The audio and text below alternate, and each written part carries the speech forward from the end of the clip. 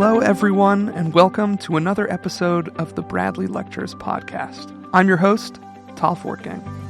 In this episode, we are going to hear from author and historian Amity Shlaes, who exposed for all to see the grave injustices and profoundly un-American behavior of President Franklin Delano Roosevelt's New Deal administration.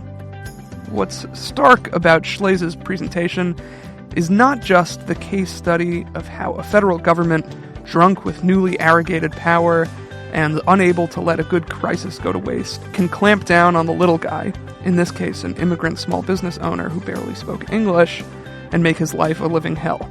What really stands out is how small the step from promoting the common good to engaging in tyrannical behavior, what one British author called the honeymoon with America's benevolent dictator, can be. The American right wing, long defined by its unflinching opposition to social engineering, expansion of federal power, and central planning, even for the greater good, is now embroiled in serious arguments over the proper role of the state, especially the federal government, in directing a still capitalist economy towards some higher good. Like FDR, today's common good capitalists insist that work is a primary goal of public policy and unemployment is the enemy. Like FDR, among these reformers, certain kinds of competition are more welcome than others, based largely upon citizens' obligations to the nation. And like FDR, these common good capitalists ignore at their own risk the problem of diffuse and vast knowledge. The potential for unintended consequences for freedom, economic health, and the maintenance of a proper relationship between citizen and state is large. The line between benevolent dictatorship and a fundamentally free but heavily compelled economic sphere may be blurrier than it first appears, and the slide from promoting the common good to crushing the common man is easier than you might think. The tale of Martin Schechter and the National Recovery Administration is a case in point. As Tevye the dairyman once said, when the federal government arrests you over a chicken, one of them is sick. Well, something like that in any case. Here's Amity Shlaes' 2004 Bradley lecture, Mr. Mellon and Mr. Schechter, The New Deal and Class Warfare. One June day in 1934, a chicken wholesaler named Martin Schechter received a call at his slaughterhouse in Brooklyn. The visitor, a government inspector named Philip Alampy, carried a notebook and a pencil and went about the slaughterhouse posing questions, lots of questions. He stayed days, and no topics seemed too small for him. He asked things such as how customers extracted chickens from the coop, or what was involved when a customer opted to purchase less than half a coop's worth of chickens, or what happened if a chicken was sick. Was it always disposed of? Did not some bad chickens get sold to retailers? The investigator was also interested in the fact Schechter and his brothers had allowed a retail butcher, one Sam Tanowitz of Church Avenue, Brooklyn, to select the chickens that he purchased and even reject healthy hens when he chose. Martin Schechter tried to go along, both when Alampy visited and then later when other inspectors arrived. But in the end, Martin did not respond positively to Alampy's queries. According to court documents, he at least at one point used threatening, coercive, and intimidating language with Alampy. He may even, although this was disputed, have called Alampy a son of a bitch. Nor was the reaction of Martin's brothers to Alampy much better. Aaron and Alexander Schechter responded to the question with what was later called vile language. What's more, it was later alleged the immigrant family said about preventing said Alampy from performing his duties on behalf of Washington. Thus, with a squabble beside a chicken coop, began the case that defined both the ambitions and the limits of the New Deal. ALA Schechter Poultry is a familiar name to us. We know of it for the legal precedents. We have learned that it was an important test of the Constitution's Commerce Clause, which limits the authority of Washington to regulate business in the states. We know it as a test of the principle of delegation, whether Congress actually can delegate to the president certain powers. In law schools, Schechter's called the sick chicken case. This is a reference to one of the charges, that the Schechters sold sick chickens. In most schoolbook histories of the Great Depression, Schechter is treated as important, albeit mostly in the context of FDR's presidency. This was the lawsuit, the books tell us, that inconvenienced President Roosevelt. It embarrassed him and drove him to his unwise plot to pack the Supreme Court. But there was another important thing about Schechter. It was that it represented one of the first manifestations of an assumption that would become commonplace in American life, both throughout the Depression and long after FDR passed from the scene.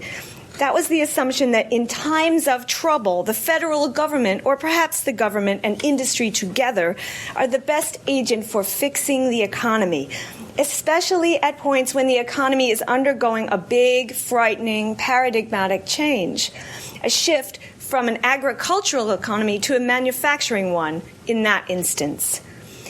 And that this unique and crucial mission justifies a government with special rights, including the right to stick its hand into every corner of business, even into the coop of a chicken cellar. The law that sent the investigator to the Schechter store was the National Industrial Recovery Act, or NIRA. Roosevelt signed it into existence a year to the month before Lampe's visits, at a happy session marking the final hours of the New Deal's first 100 days. The principle of the act was that the Depression was a new war and must be treated as such. The war attitude showed up in the aggressive opening language of the law, which seemed to dare anyone to contradict it. A national emergency productive of widespread unemployment and disorganization of industry, which burdens interstate and foreign commerce, affects the public welfare, and undermines the standards of the living of American people, is hereby declared to exist. A national emergency is declared to exist. The goal was, as FDR declared, to put several million people back to work, both by creating jobs directly and fostering growth generally. To do this, the act did two things. The first was to create the Federal Administration of Public Works, the PWA, which generated work through the construction of bridges, dams, various other public projects. One of the first PWA projects was New York's Triborough Bridge, whose construction chicken trade people, like the Schechters, doubtless witnessed as they carted their fowl about the city. The second part of the act was more ambitious. It created an agency designed to foster growth generally, to cheerlead and corral business boats back to higher prices and prosperity. This was the NRA.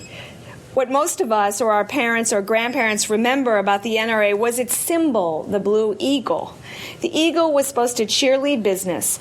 Shops that conformed to NRA rules got a blue eagle to hang in their windows. In keeping with his war theme, FDR hired a flamboyant general and author of children's books, Hugh Johnson, to run the NRA. Think of Ross Perot. General Johnson set up camp in the Department of Commerce. He started with 87 employees and expanded rapidly from there. By the next year, the NRA already employed 1,555 people. Quite an amount of job creation all by itself. Of course, everyone in Washington had a different idea of what Washington could do to shock the economy awake, to produce those millions of jobs. One idea was that growth would come if everyone recognized that big was good, and that standardization was good, and that top-down was better than bottom-up, and that thinking of the little guy was an old-fashioned habit and a waste of time. Many New Dealers were inspired by Frederick Taylor, the efficiency guru, who taught that in the past, man had been first. In the future, the system will be first. This was also the period when Charlie Chaplin was making Modern Times. So you know people were thinking about it. They had mixed feelings.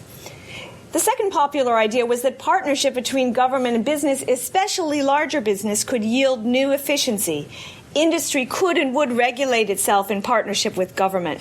Next, again, after going after efficiency, antitrust principles should be relaxed. Competition, after all, was bad because it was inherently wasteful, so it must be regulated intensely. One of the problems of the Depression was deflation. Prices kept falling. Many people believed that a good way to stop that trend was to make it illegal for firms to cut prices. Firms ought to be prohibited from destructive price cutting. That was the phrase. On top of all this, there was a labor component. The Young Labor Movement argued that any legislation should create the right to organize, bargain collectively. People also thought it was time to end child labor. Maybe, too, it was time to establish a minimum wage. So many of these ideas contradicted one another, and many contradicted even what FDR had said in his political campaign, his run for president. Still, now they all went into the NRA law, with the part about government and private sector as partners dominating. The law asked industries to write codes for their members. Leaders of the industries would then bring the code to the president, who in turn would sign it, and that would give it the force of law. The legislation paid lip service to helping entrepreneurs, but it favored big firms. Gerard Swope of General Electric and Harold Harriman, the president of the Chamber of Commerce, were two big NRA boosters. The NRA created a national bureaucracy on a huge scale. Within a year, there were 485 codes and 95 supplements that had been approved by the president. 10,000 pages of law had been created, a figure that had to be compared with the mere 2,735 that comprised federal statute law. In other words, the NRA, in less than a year, had generated more paper than the entire legislative output of the federal government from 1789 to that day. Nonetheless, people were at first more than willing to go along. The situation was dire. The economy had shrunk to half its size from 1929. 1 in 4 workers, maybe even more, was unemployed. New York faced losses. New York poultry faced losses.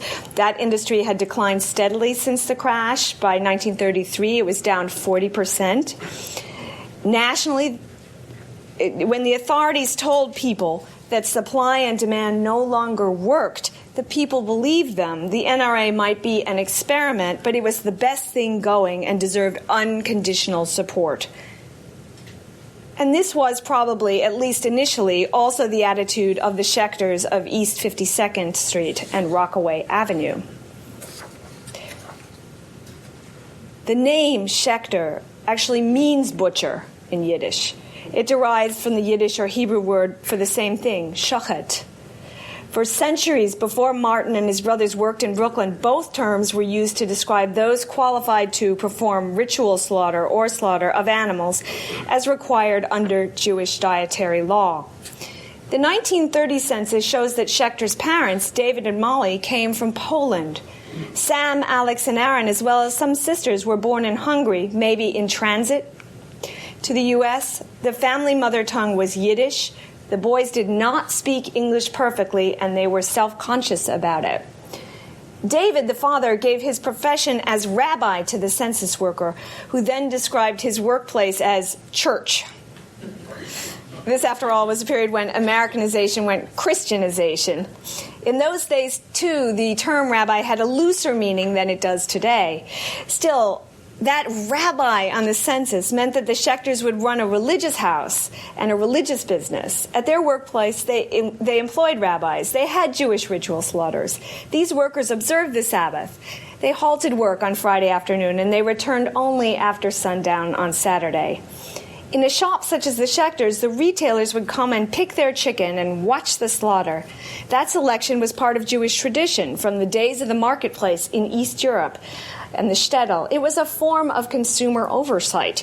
Kashrut, Jewish dietary law, said that unhealthy chickens with lesions, broken wings, other problems, had to be discarded. Kashrut was, in essence, its own health code, albeit a medieval one. This was the era before penicillin, and humans could get tuberculosis from animals. Everyone in Brooklyn knew somebody who had died from tuberculosis, so good work by the slaughterers mattered a lot. Politics. Of course, they were Democrats. Jewish immigrants had experienced life under a random, inconsistent despot or a czar, a Habsburg Empire. This left them with a natural sympathy for the underdog, and they considered the New Deal a project to help the underdog.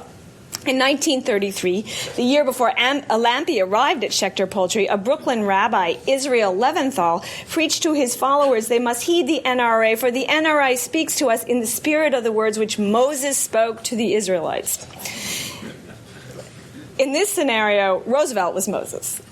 Jews in the chicken business would fear and honor the Blue Eagle and avoid showing it disrespect. The specific body of NRA regs that applied to the Schechters and which Alampy was seeking to enforce was known as the Code of Fair Competition for the Live Poultry Industry of the metropolitan area in and about the city of New York. It was transmitted to the president April 10, 1934, or just before the Schechter investigation got underway. It was typical of all the codes in a number of ways. Its premise was that industry's problem was too many unfair kinds of competition and evil and abuses resulting from uncontrolled methods of doing business. It limited the work week to 40 hours or 48 in some cases. It imposed a minimum wage of 50 cents. It banned sale of sick chickens. Finally, the code also prohibited anything other than straight killing. Straight killing, what's that? This was defined as killing on the basis of official grade. What it meant was that customers could not be picky. They could not pick their bird in the old marketplace way. They might select a coop or a half a coop of chickens for purchase, but they did not have the right to make any selection of a particular bird. The longer the inspectors investigated and hung around collecting the affidavits, the bleaker the thing seemed to the Schechters. It became obvious that the government had first decided to prosecute and then worked up an investigation. The investigators were simply too energetic and too well prepared to be otherwise. A friend of theirs had heard that the poultry code officials were after them. That friend later testified he had heard the officials say, "We are going to get an indictment and convict the Schechter brothers, and there will be a whip over it." The Schechters' concern grew when they next heard from the Justice Department. It grew yet again when they heard the name of the government attorney involved, Walter Lyman Rice. They knew Walter Lyman Rice. From an older racketeering case he had won against the chicken industry, the live poultry industry. Then he had forced the Schechter family to be witnesses, corroborating witnesses, and now he was targeting them. At some point, they and their lawyer began to realize that the NRA meant to use them as a model to defend its own legitimacy, which was being contested in the courts.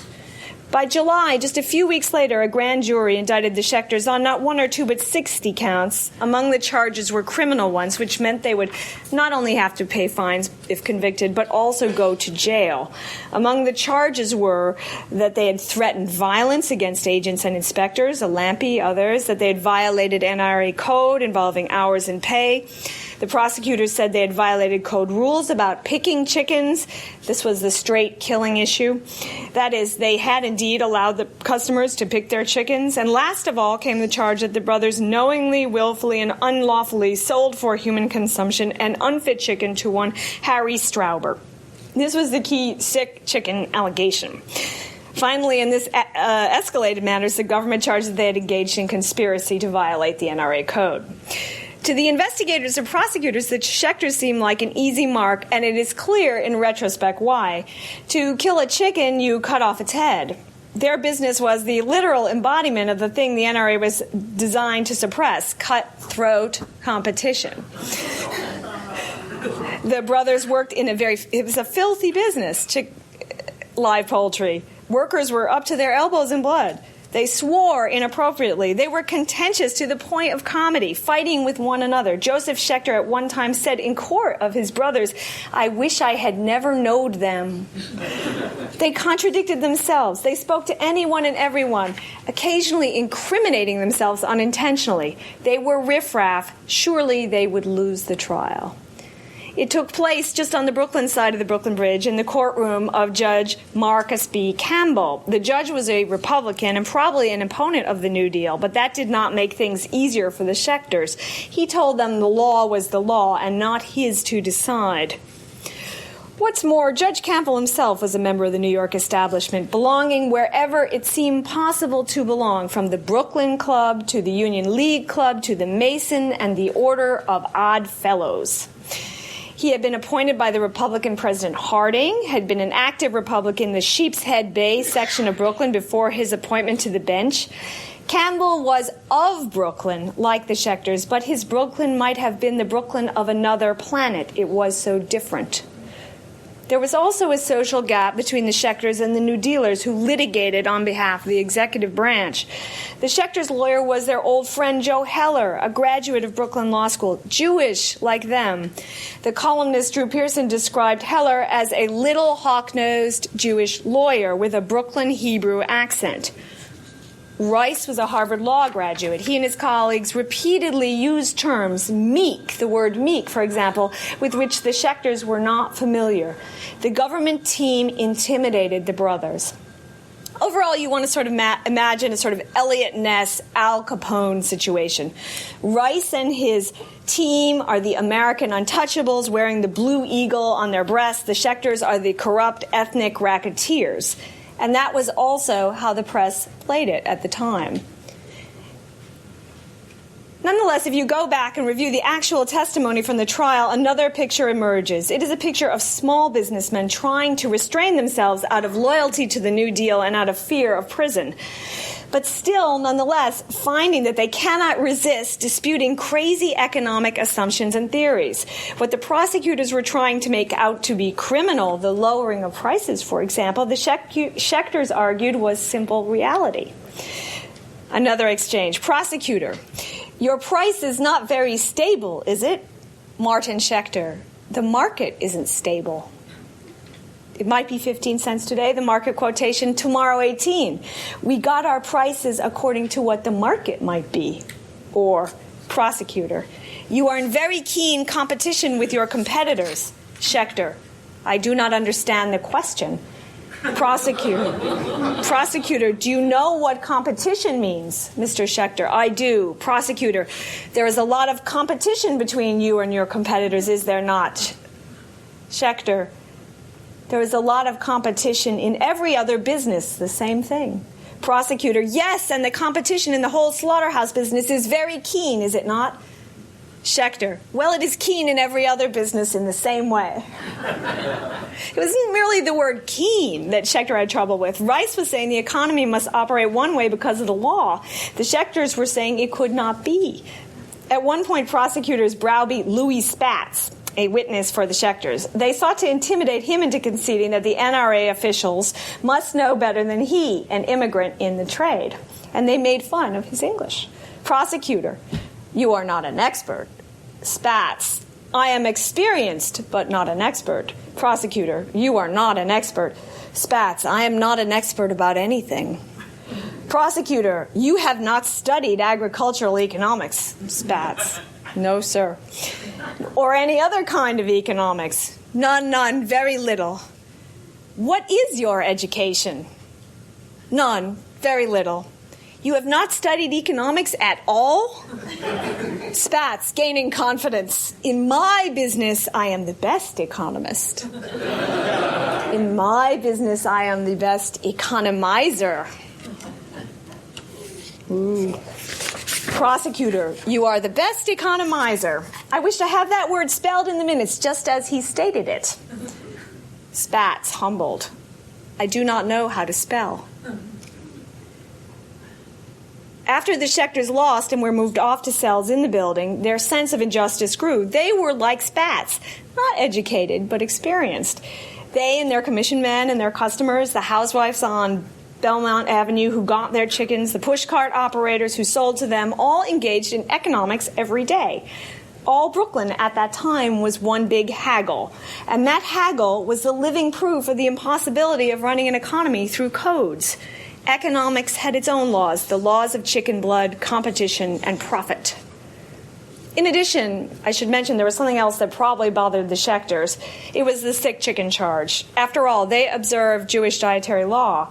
By charging that their slaughterhouse and its religious workers were selling sick chickens, the authorities were therefore doing either one of two things. A, they were saying that the Schechters were failing to follow Jewish dietary law, or B, assuming that Jewish law was not up to the NRA government standard. Either one of these things was the sort of charge that would infuriate any one of the many live poultry wholesalers in Brooklyn. The NRA and its poultry code had raised the Schechters' costs through regulation. It had caused them to lose custom. It threatened their livelihood, but it had also done something worse than all the other things. It had offended their dignity. what was also becoming clear in this period was that the NRA was failing. The moody General Johnson resigned. Across the nation, thousands of Schechters were discovering that the codes and the enforcement of them hurt. There might be value in the inspiration of the Blue Eagle. There had been something of an upturn, perhaps, in the months following the NRA's inauguration, but the undiscussed damage down at the bottom was offsetting gains. For starters, there was the minimum wage that the Schechters had been investigated on. That was turning out to be an enormous problem. At a time when you have 25% unemployment and businesses were hurting, they could scarcely afford to increase wages up to the minimum wage. In the end, many had no choice but to reduce staff, thereby generating the very sort of unemployment the NRA was meant to alleviate. A Connersville, Indiana woman wrote a sort of Schechterish letter to President Roosevelt. I have been employed as a clerk at E.J. Schlichty Company, this city, for 7 years, 5 months, until the NRA came into effect. They let me out, said they couldn't pay that $14 a week. When the NRA went into effect, I was so happy I had planned to lay in some coal and pay on some bills I owe. I guess I was too happy. Then there was another problem. The corporatist culture of the codes gave bigger businesses such an advantage that smaller ones were dying. People saw this and were angry. In 1935, the year the Supreme Court heard Schechter, a new board game outsold all others in the country. The name of that board game was Monopoly. Officials at the NRA received 3,375 complaints about the agency. Clarence Darrow, the attorney, led a group in evaluating the NRA for Roosevelt. Darrow concluded it must be attacked. He called the NRA not the foe, but the adjunct of depression. In the same period, a famous right-wing think tank embarked on the definitive evaluation of the NRA's effects. The think tank produced a study of nearly 1,000 pages on the question of employment. It found the NRA did create work when it came to job sharing, perhaps as many as 1.75 million new nominal jobs. This explained a small drop in unemployment, though unemployment was still, mind you, above 20%. But the NRA also reduced the number of man-hours worked overall from the level that would have obtained had there been no NRA. In conclusion, the think tank said, the NRA on the whole retarded recovery, and that retarding effect was substantial. It was time, the report went on, for the administration to realize that merely dividing a smaller amount of work among more workers is neither recovery nor a good substitute for it. The think tank went so far as to warn apocalyptically that the NRA seems set to substitute centralized authority for what is left of free competitive enterprise. The name of this right-wing think tank was Brookings.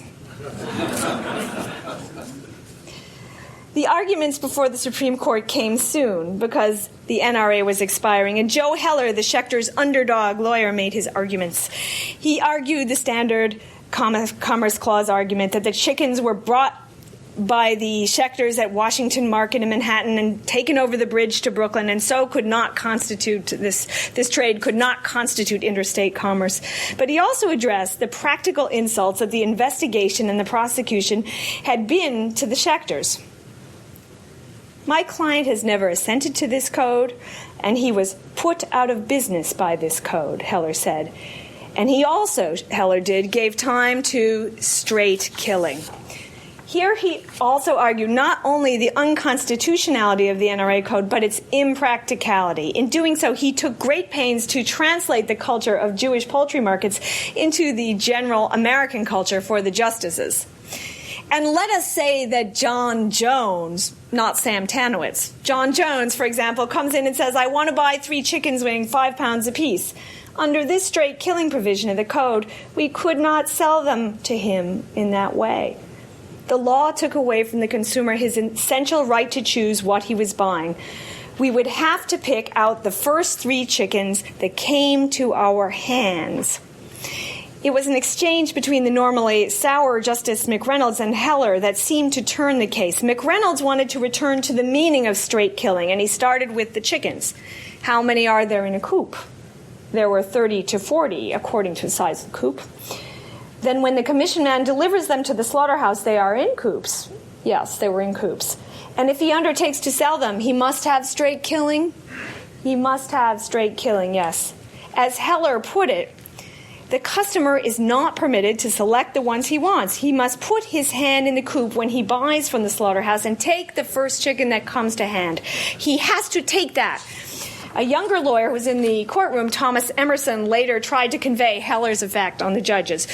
With great flair, he described to the court how if you wanted to buy half a coop, you had to close your eyes and stick your hand in the coop and pull out the first leg that you caught hold of. At this, there was laughter in the court, and it became clear things looked grim for the government. Heller delivered what was probably the death blow to the Blue Eagle. He noted that the only imperfect chicken of all the Schechter product confiscated, examined, or contested in the whole case had turned out not to be unfit at all. Rather, she had had female problems.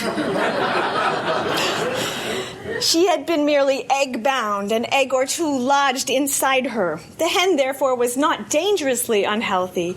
There was no sick chicken in the sick chicken case. The finding against the NRA was unanimous and spectacular on a legal and political level. The justices found the act unconstitutional on several grounds. The first was delegation law. The justices had ceded too much authority.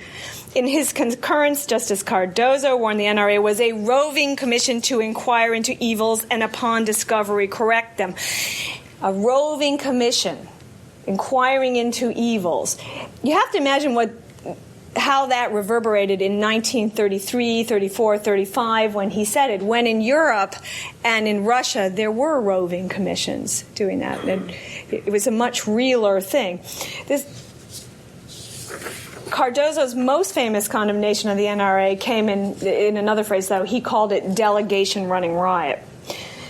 As for the famous commerce issue, here the act was also unconstitutional. Justice Hughes said it invades the power reserved exclusively to the states. Perhaps inspired by all the talk of poultry, Cardozo reached for a butcher metaphor when he found the codes were wrong. He said, a code collapses utterly with bone and sinew gone.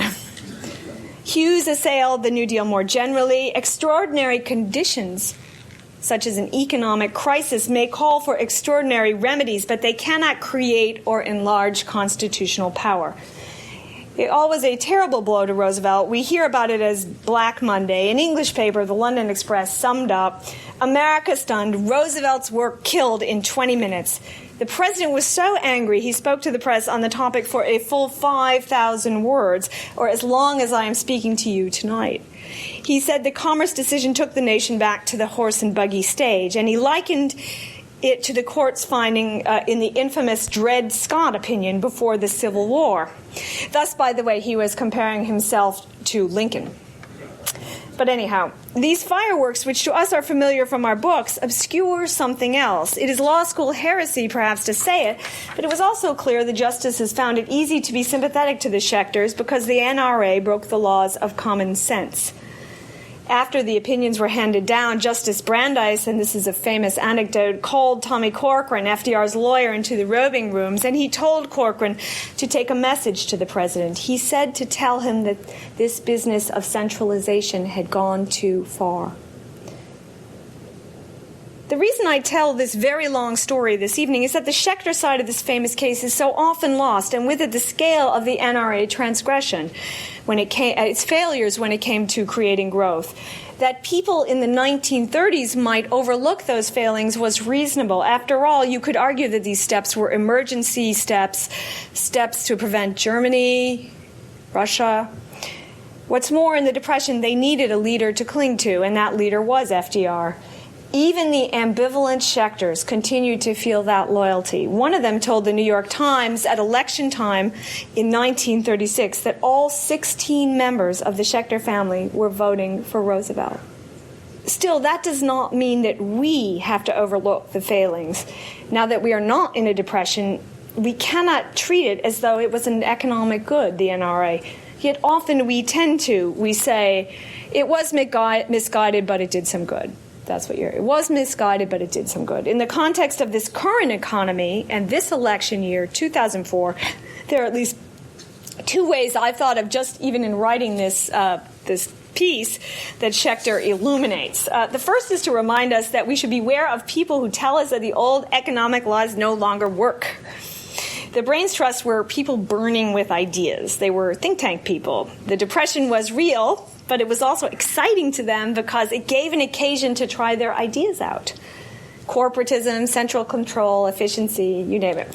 Suddenly it seemed they had the authority to overrule old economics, to damn microeconomics often, and the laws of supply and demand as old-fashioned. A similar thing is happening today, albeit in a far smaller scale, at least so far. And I've been writing about this a bit in the Financial Times. Today, the occasion is not a depression, but rather another transition. This time, our transition is from an industrial economy to a service and tech economy. Again, you will see old theory getting attacked. The focus this time has been David Ricardo's old notion of comparative advantage. Comparative advantage says quite simply that every country should make what it makes best and we'll all be better off. Today's argument is that Ricardo did not anticipate the mobility of labor and capital, and so his thoughts about trade and prosperity were wrong. In fact, he did anticipate it, if you go back and look, but that does not matter to people who are making the argument. What they want is to justify action, protectionism, that can get them votes. Just after the New Year, for example, Senator Schumer from New York and Paul Craig Roberts wrote in the New York Times that comparative advantage was passé. But their argument was not truly economic at heart. It was only using economics to sell protectionism. And they are not the only ones. Suddenly, among both parties, we find protectionism is more popular than in years. And protectionism, as we know, is in the longer term a job killer. The protectionism was what helped to bring the Depression about. Recently, I actually thought of Schechter in one of the nasty exchanges when I watched the Council of Economic Advisors present the economic report of the president. Greg Mankiw, the CEA head, was like Spatz. He was testifying on his experience. And Congresswoman Carolyn Maloney of New York was like the NRA lawyers, berating in a very arrogant way Mr. Mankiw for saying a simple economic truth, that productivity is good. It all recalled Washington's long ago fierce attack on the Schechter's microeconomics. The second lesson of the Schechter case is that deciding you're going to pass legislation for job creation is a dangerous thing, because once it gets started, you have no idea where it will end up. There are ideas in the NRA that were okay ideas, even fine ideas. Building dams, strengthening labor's rights. But Schechter shows that once Congress takes up a topic, particularly at a time of national anxiety, especially when people are nervous about the economy, a lot of other stuff gets thrown in the mix. Much of it isn't neutral and can actually be damaging. This is something both candidates in the presidential campaign are going to want to think about. What do you promise? And what you promise, you have to deliver, at least some of it.